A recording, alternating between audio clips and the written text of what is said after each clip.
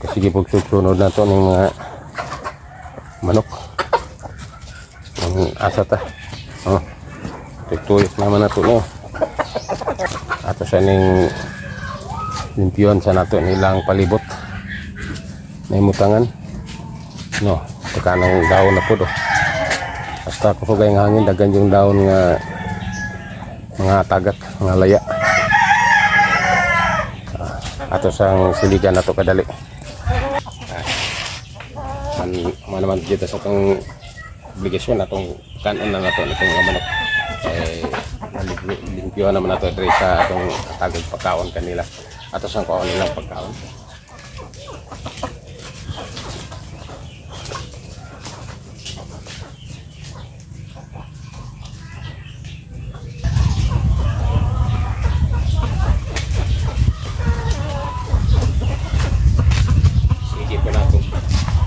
Ubay nato ng mga manok nato. Santang ko at pagkaon kanila. Ito namang atagan nato lang nalayon.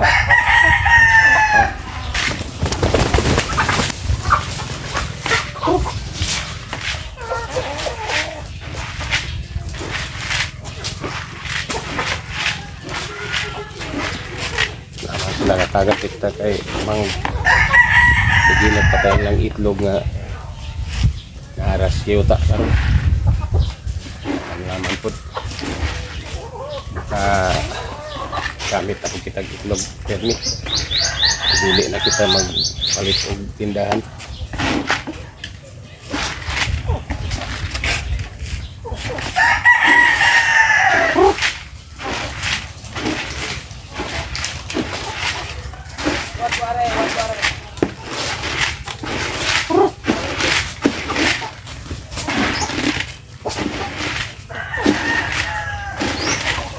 Kini atong mga manok kay dili na judingon nga sauna sa makadaggan sauna yung ilang hidagganon kay napoy daggan kay ng upalit po nato og magpaliwat mo gustong magpa-itlog ang ato pong gitugot laman pamaligya na to 500 ang isa ka buhok natong baligya nila kay sobrang po sa 2 ka kilo ang timbang na 2 og tunga napoy 2 og 1/4 ang abay.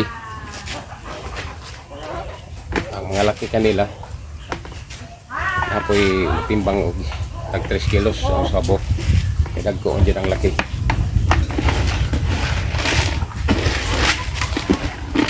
Ato pong ibaligya kay magpapusa na pud kita lain pero dili pa pagkakaroon kay gadulong pa mang ting-ulan unya na pud kita magpapusa sa maglulong ang ti-init kay mga daot man ang mga piso kun magting-ulan magsalugmoy kini og mga matay ray no sayang gyapon nato ang gasto ato gyud timing kanang magtag-init na padulong ang ato ang pagbreeding og mga bag-ong piso kanila.